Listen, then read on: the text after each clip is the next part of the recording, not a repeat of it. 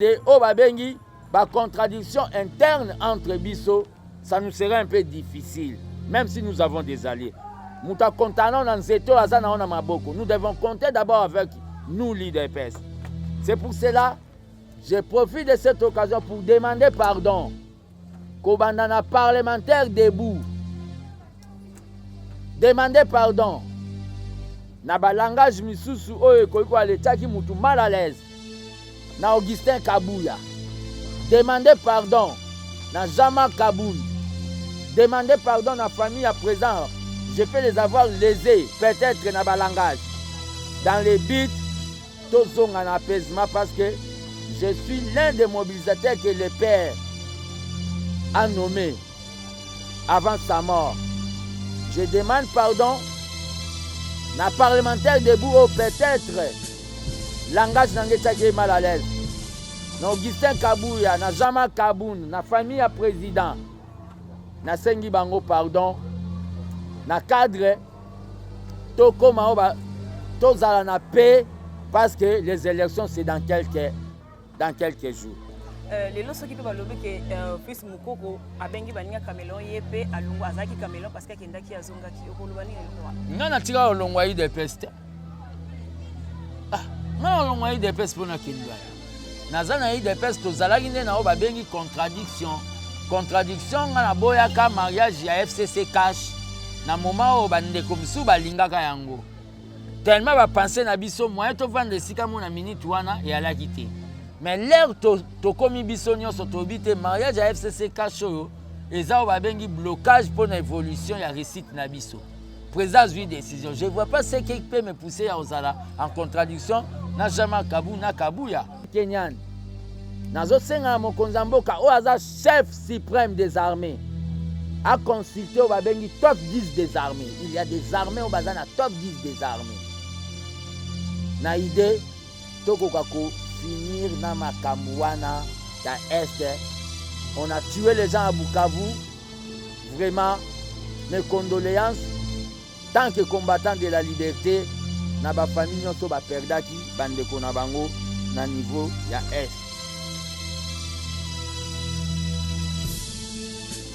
En rapport na budget Oyozoya, je demande la sécurité par rapport à ma Est et les sociales. Mwana ya ram na gratuité toyoki encore bani na ba justification. Batika biloko ba sala ke demande le peuple, ba surcharger peuple té. Vous comprenez? Le peuple la majorité ne veut pas ya ram wana. Ba insister té. Nous ne sommes pas des capitalistes au ba tu ba ko ça la politique lucrative. Biso toza ba socialiste. Ramwana, le peuple ne veut pas de ça, va supprimer yango. Que ça soit géré par la présidente ou que ça soit géré par qui, va supprimer le Kowana. Les autres.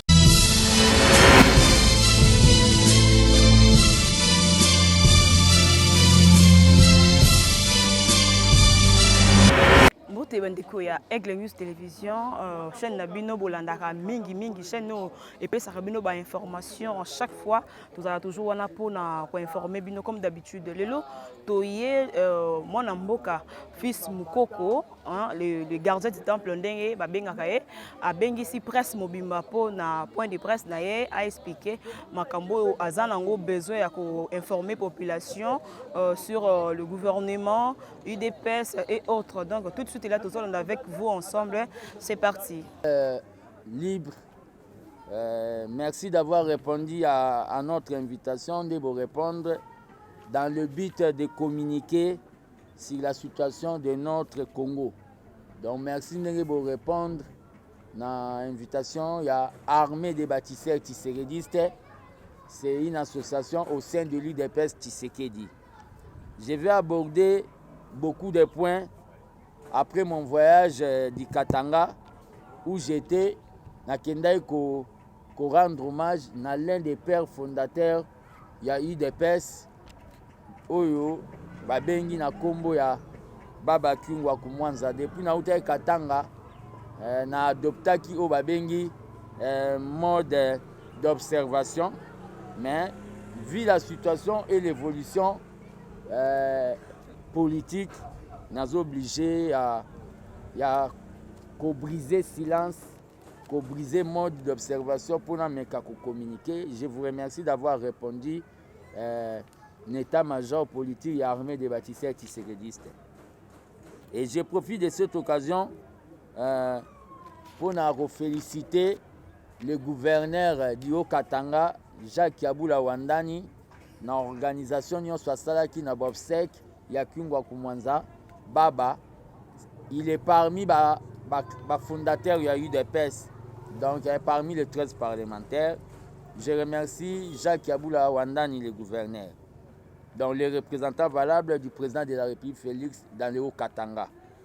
Et après Katanga, on a adopté un mode d'observation. Premier point, on a abordé le lot, c'est l'union sacrée de la nation. L'union sacrée est une idée géniale. Il y a chef de l'État, Félix Tshisekedi, pour un nouvel élan. C'est-à-dire, c'était suite à Mambo et Salamaki, nouvel élan sans le FCC, les adeptes de Kingakati, Yakabila. C'est l'union sacrée. Donc, FCC, on a souvent Front des criminels du Congo. Le président a créé l'union sacrée pour un nouvel élan sans Bango. Donc, l'adhésion dans l'union sacrée, comme dans tout mouvement, est libre. Donc, au côté de l'union sacrée, de même pour l'union sacrée, est libre. Sur l'union sacrée, pour des raisons où il y a un mot personnel, aux appels libres. Ça, c'est selon ma compréhension. L'union sacrée est en français synergie pour une gouvernance selon la vision du chef de l'État qui est le peuple d'abord. L'union sacrée est constituée pour bannir les FCC qui considérer le Congo comme carrière nabango d'exploitation au détriment de tous les peuples congolais. L'union sacrée est fragilisée par l'arrogance. L'union sacrée est comme Kolemba à cause de l'orgueil na kibonga yoyo. Arrogance est continue à l'union sacrée. L'union sacrée est fragilisée. L'union sacrée comme Kolemba à cause de l'extrémiste. C'est-à-dire bateau basala politique na mutema mabe. Des partis politiques où ils constituent en haut. Waneza Kouede, chef de l'État. Je parle ici tant que gardien du temple, l'élève du Sphinx. Les extrémistes, Batouamité Mamabe, comme fragiliser l'union sacrée. À cet instant, dans le cas Kabila, bazo prophétiser au babengi échec. Il y a pouvoir oyo, biso tozwa na pris, il y a gaz lacrymogène, na pris, il y a blessure, na pris, il y a mamwebele. Nous sommes obligés, nous, de se surmonter, de se supporter dans la union sacrée. Je suis jeune, mais moi, je regrette, il y a des gens autour du président Félix qui sont là pour les intérêts personnels, qui disent, dans Bazaka, pour les intérêts personnels, Bazaka a un discours vis-à-vis de partenaires politiques, c'est-à-dire nos frères de l'union sacrée. Batumisu baza pembeni na kati ya UDPS, langage na bango ezaka langage moro ya mabe vis-à-vis ya ba partenaire na biso ya union sacrée. À cause ya ba conflit na bango ya kala. Ba memia oti na union sacrée, ba conflit na bango ya ba rassemblement, ba conflit na bango ya ba genval, ba zwango ba memia na kati ya union sacrée, des conflits intérieurs na ba jalousie na bango. Po mususu kwa alaza na mbongo to babilo au moins ndengwa. Il fragilise l'union sacrée. Chez nos partenaires aussi, on a lobé dans batoyi de pes. Batumisu na mtema mabepe, bazo lobela pe ba frère na biso ba parti frère maloba mabe. Côté ba partenaire na biso, chez nos partenaires, il y a des gens autour des autres leaders. Bazana ba comportement mo ya mabe, arrogance vis-à-vis même pas il y a eu UDPS, mais vis-à-vis même il y a président de la République. Kanet, il y a Olivier Kamitatu.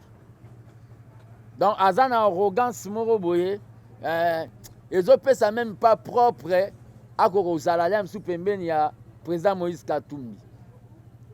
Là, je félicite Bato Bazane Pemben à Moïse Katumbi, Neti, Salomon Escadela, Francis Kalombo, Bazo Sala le tout pour qu'on mémoire apaisement, na tension, parce que dans la famille, il y a toujours eu des problèmes. Donc, mais Olivier Kamitatu, Azan a moins. Donc, tu peux manquer l'UDPS, c'est un mouvement. Mais tu ne peux pas manquer la personne du président de la République, au hasard, personne mot sacré. Le président de la République est sacré. Olivier Kamitatu n'a pas de respect vis-à-vis du président de la République. Ça, on ne va pas accepter ça, nous, de l'UDPS. Donc, nous avons déjà mis en garde. Je vois, il a encore la mentalité, il y a la rébellion. Sa place n'est pas dans l'ensemble de Moïse Katumbi. Dans la mentalité, il y a la rébellion. Manquer le président de la République, nous, on ne va pas tolérer ça. Tout cas, on dit mangoté biso ba combattant.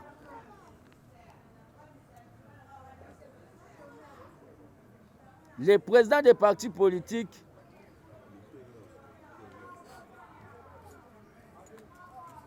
Moïse Katumbi, le président de l'ensemble, et le président Félix Bazaba frère. Nakolo baki Bazaba frère na sens nini? Bakoki kozana o babengi contradiction, mais contradiction wana ekoki kozala te ekoma o babengi séparation na idée ya intérêt supérieur ya nation. Tout ça là o babengi maturité politique na idée ya intérêt supérieur ya nation. Tout le monde na ba Côte d'Ivoire, ba Laurent Gbagbo, ba metaki Ouattara taki libanda mais l'air azongi akomona Ouattara pour na intérêt supérieur ya Côte d'Ivoire. Nous devons faire au babengi la politique de la maturité. Topé sa place te na ba babengi ba ange de la séparation. C'est-à-dire il y a des anges de la séparation au bazolinga to relever défi majeur te au ya ko développer Congo. Deuxième point na développer eza ya diplomatie fasciste. Bino nyonso bomonaki makambo esalamaki na COP 26. Une réussite ya Congo. Congo ekomi o babengi pays solution contre o babengi réchauffement climatique. Toyeba na mboko oyo kaka minéraux coltan, uranium, manganèse soki na bete babilo tout batangela biso. Mais pour la première fois biso tout toyoki pour na forêt Zamba 500 millions. C'est quand même quelque chose à féliciter. Biso to sukami na badiama. Mais banzete forêt mbongo mo eye 500 millions. Pe na camouflage te. Mais na cadre toujours ya o babengi diplomatie fasciste et loko makasi oto et salami toyokaka babenyanya Netanyahu na Israël. Non to mona président Israël te ya yamba président mo Afrique sondeni.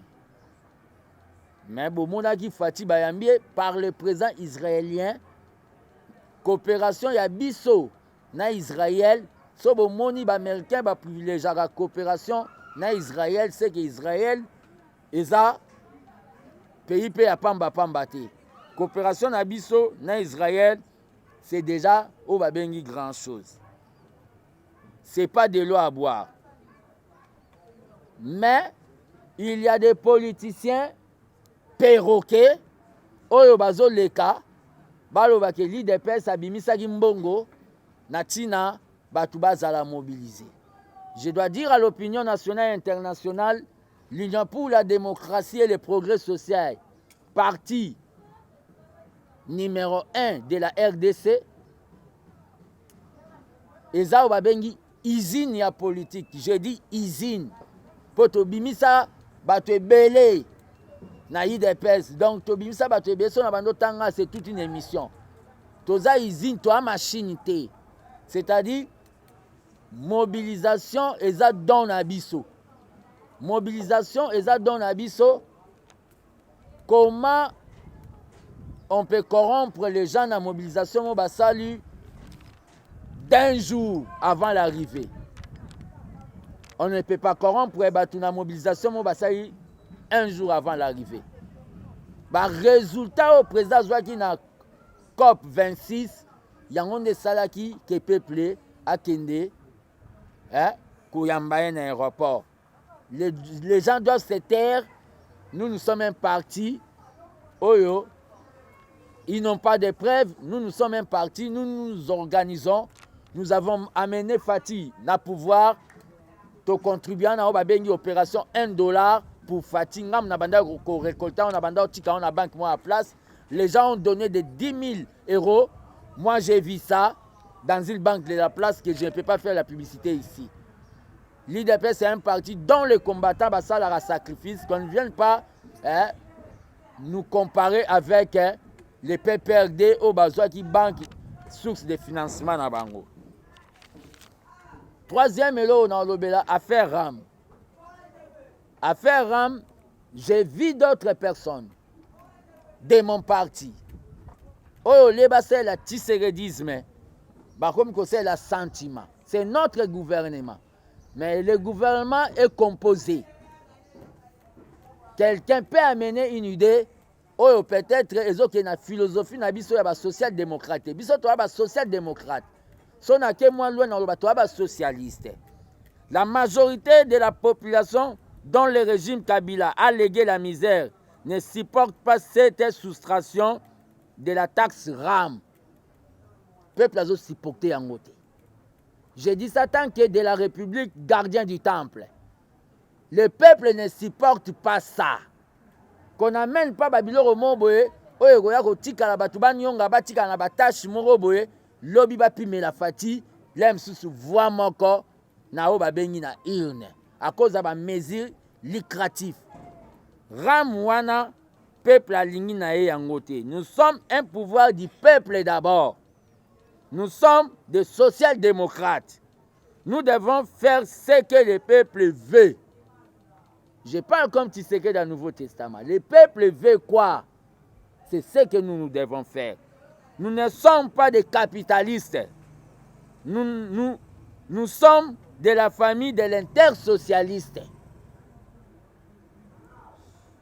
Que demande le peuple? Le peuple demande la suppression de la taxe RAM. Faisons ce que le peuple demande. Tout se contredit dans les fondamentaux de l'UDPS. Quatrième point que je développe, c'est l'UDPS aujourd'hui.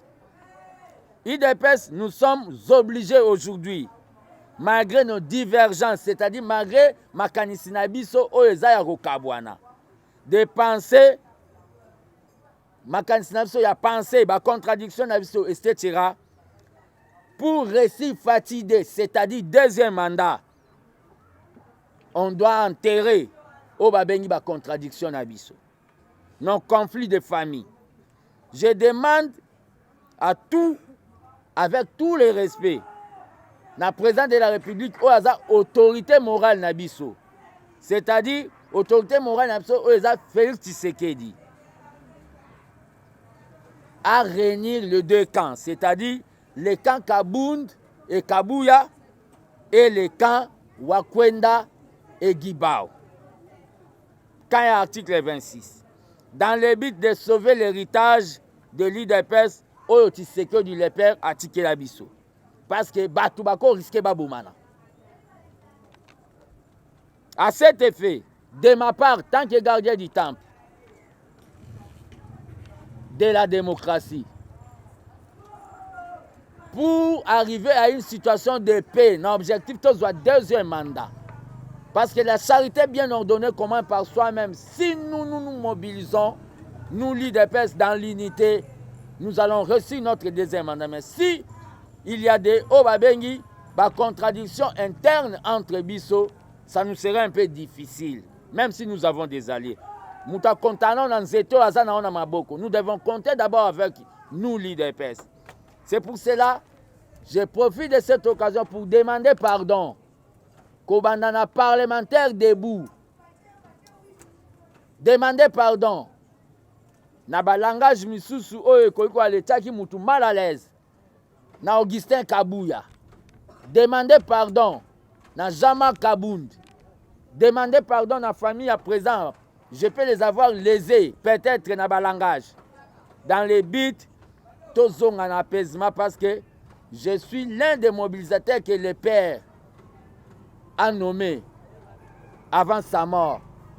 Je demande pardon na parlementaire debout ou peut-être langage n'engage est mal à l'aise.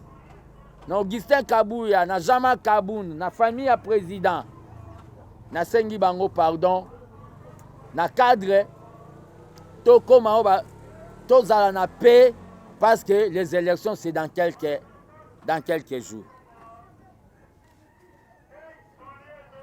Par rapport aux élections, l'IDPS qui a gagné, l'IDPS qui a gagné des élections de 2018 contre le plan machiavélique de Kabila n'a pas peur des élections. Kabila, il n'y a pas de machine à voter, nous avons dit nous allons affronter ça. Mais n'a pas peur des élections. Mais l'IDPS ne veut pas faire des élections comme de 2006-2011. L'IDPS est prêt pour les élections avec recensement ou sans recensement. Parce qu'on nous accuse, ceux qui ont salissé un recensement pour te glisser. Maintenant, nous disons que nous sommes prêts d'aller aux élections avec recensement ou sans recensement. Et nous allons gagner les élections. L'IDPS, l'élection de Kadima à la CENI n'est pas la volonté de l'IDPS. L'élection de Kadima à la CENI et Zao Balobi trouver du consensus, il fallait les canavotes 6 contre 2. C'est-à-dire la majorité a choisi Kadima. Mais à notre grande surprise, notre cardinal Ambongo, sur base il y a un sentiment tribaliste, il ne veut pas de Kadima sur base à prouver vraiment que lui c'est un tribaliste.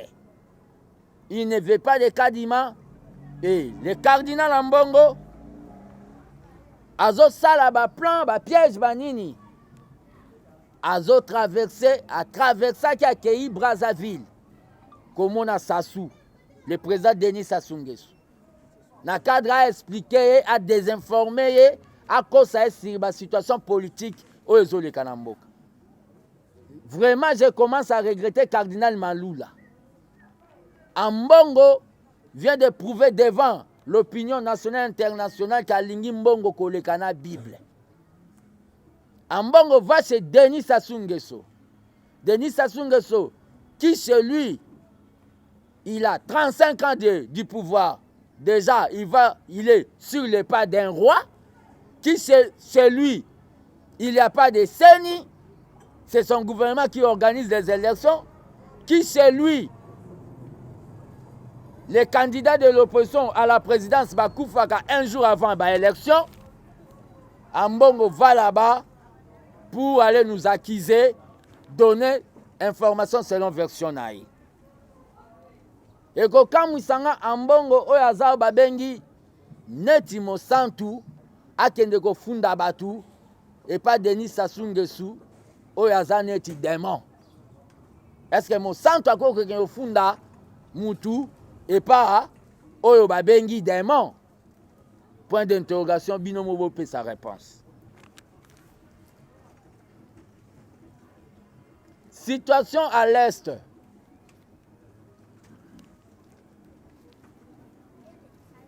Situation de l'Est.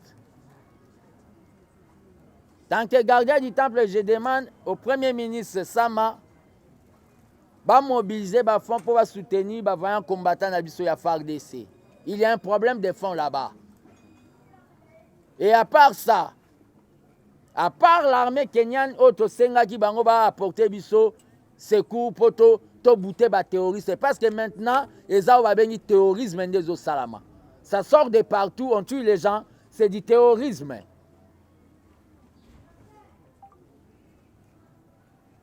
à part armée kenyane nazosenga mokonzi ya mboka oyo aza chef suprême des armées a consulté au babengi top 10 des armées. Il y a des armées au bazana top 10 des armées. Na idée tokoka ko finir na makambouana ya est. On a tué les gens à Bukavu. Vraiment mes condoléances tant que combattant de la liberté na ba famille nyonso ba perdaki bandeko na bango na niveau ya est. En rapport na budget Oyozoya, je demande la sécurité par rapport à Mambo Est, les sociales. Je demande pour l'éducation.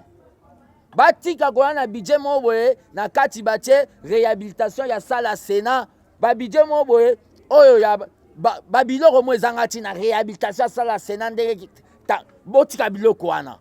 Même si nous sommes majoritaires.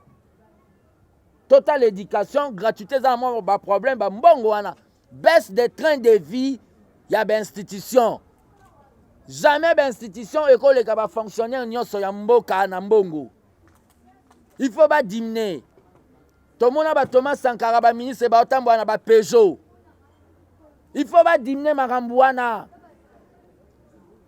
À tout moment, Babis Hyundai. On a combien d'ambulances ici? Baisse des trains de vie à l'institution, Parlement, présidence de la République. Je commence par la présidence de la République, Parlement, Sénat. Il faut pas baisser ma Bango. En rapport avec la liberté de la presse, Armée des bâtisseurs, Tshisekedi, c'est un mouvement politico-social dans le UDPS. Oezolanda ba fondamentaux, ba ligne, il y a les pères. Bozomona les pères. Les Hollandais ba fondamentaux ba ligne ya les pères. Toza pona o ba bengi liberté de presse. Nazo senga ba libérer journalistes. La presse c'est o ba bengi quatrième pouvoir. Ba libérer journaliste Patrick Lokala.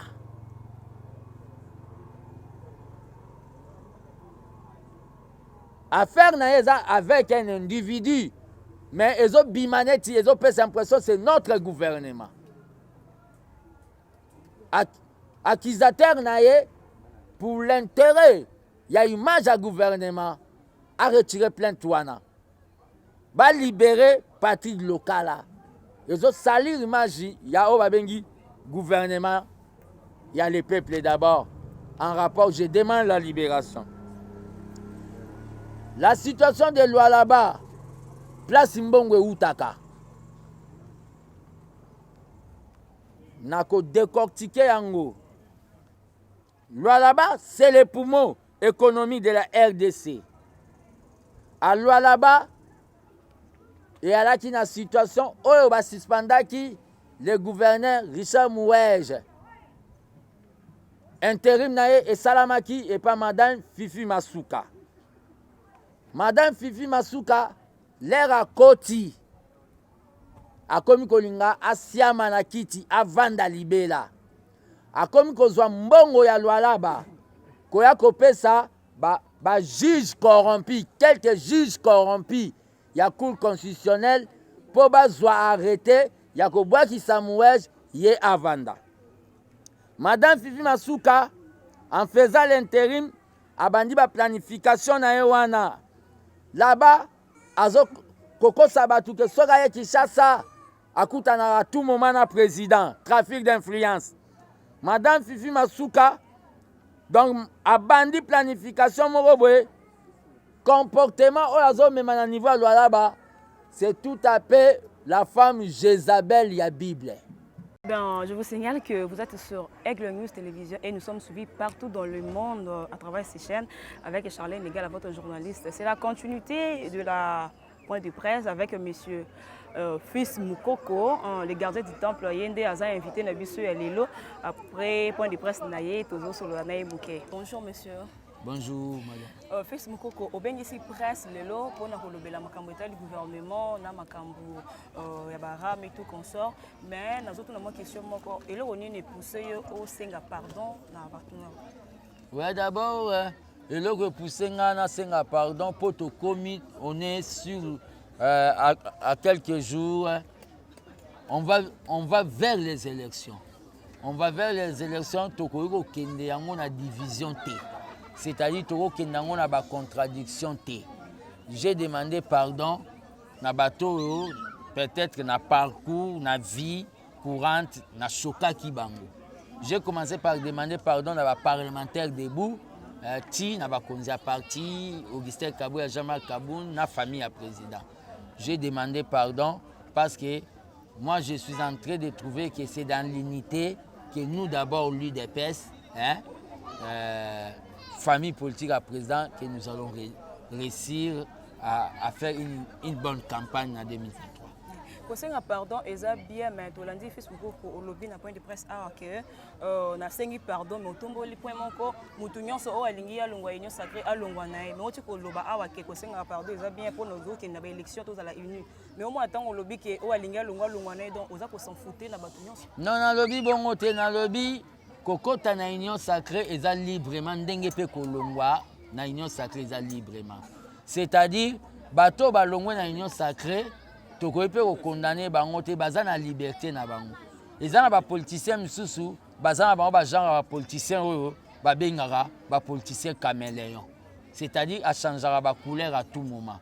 Ozo comprendre? Lelo soki pe balobi ke fils Mukoko abengi baninga caméléon ye pe alongo azaki caméléon parce que akendaki azongaki okoloba nini eloko wana? Nga natika olongwa yi de peste.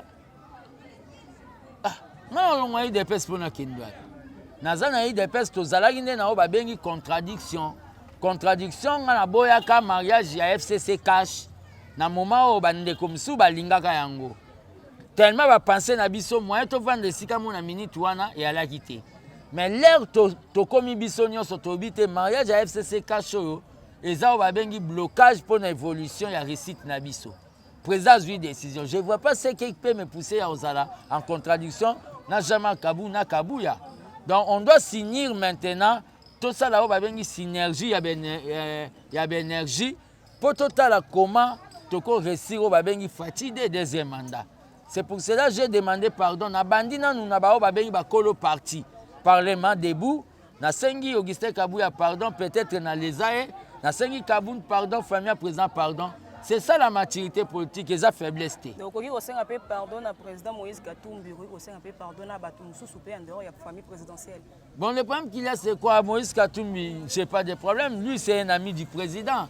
Je le respecte beaucoup. Bah, Jean-Pierre Mbemba, ils sont venus à côté du président. Vous comprenez?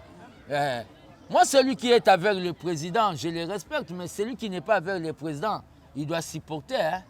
Mais c'est que tant aux na boyiram parce que ils ont dérangé la population vrai qu'ils ont dérangé la population mais toyoka ki balba ki ram wana eza ko aider gouvernement pour la gratuité c'est que tant balongo les gratuité na yokene ndenge ni balongo la paix gratuité makambo wana ya ram na gratuité toyoki encore bani na ba justification batika biloko ba sala ke demande le peuple ba surcharger peuple té vous comprenez le peuple la majorité ne veut pas ya ram wana.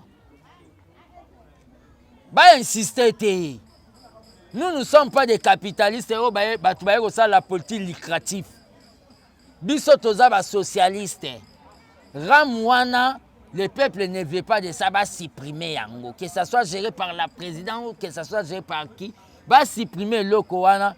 Ils ont créé ba grande nakata population. Donc va supprimer gratuité. Non, gratuité c'est dans la ligne nango budgétaire. Mbongo non, gratuité mbongo ko uta na ba makamune to bazoya nango ya ba réhabilitation ya ba salle so ya ba sénat. Gratuité mbongo ko non. Wana ba biloko ya ba justification ba ko ça na parlement. Gratuité mbongo ko uta na ba bengi na baisse ya train de vie ya ba institution. Ce qui va diminuer nombre ya ba o ba bengi ba diminuer pour la présidence, pour le parlement, ba tout va diminuer. Bon en gratuité comme on en a. Et gratuité et koriko futama attends, on peut s'appeler président stratégie, il y a quoi ça pour la gratuité? Gratuité, qu'on fout à ma soeur qui vraiment recette, ils ont côte normal. Suivi à Ali. Ceux qui va vantir, ils ont ça à niveau là-bas. Et si gratuité, il faut foutre à ma bon, ils en ont au Congo. T'as toto 500 millions à Mambo. Si quoi, ceux qui pendant président Azali Bosso, ils ont expliqué ma gratuité, ils ont expliqué. Président Azali Bosso, c'est pour la Mambo gratuité. Je même pas $1. Et là, c'est pas même j'ai $1. Pour la Mambo gratuité, tu dois tempo à Thomas Sankara. Stratégie n'est pas ça la casse. Il y a un zoé bisoti. On y a le baon amnoni. Tous les stratégies Thomas Sankara, ministre na Peugeot, pas trop de voitures de luxe. Les populations, ils ont mis Tungisa, le peuple d'abord, papa Lobaki, les autres ils vivre en haut mais ils qui peut besoin affirmer qu'il y a un deuxième mandat, président comme ça ils ont deuxième mandat. Et comme ça la mandat ils ont par force ou bien toujours voté par la population. Non, le président va faire son bilan, il va faire son bilan. Oh ya Lobaki ba tuba mona makambo et ça manasuka. Le président va faire son bilan et le peuple va lui donner confiance. Donc, il y a un deuxième mandat. Natondi bino botondi, nandebo répondre à une invitation à Bissau. Merci beaucoup. C'est la fin. Nous sommes sur Aigle News Télévision. Je vous demande de vous abonner massivement. Abonnez-vous, commentez, partagez. Et c'est Charlène Négal, tout ça qui n'a fait ce mot, il y a répondre vraiment clairement. Donc, je vous dis merci, merci. À la prochaine. Bye bye.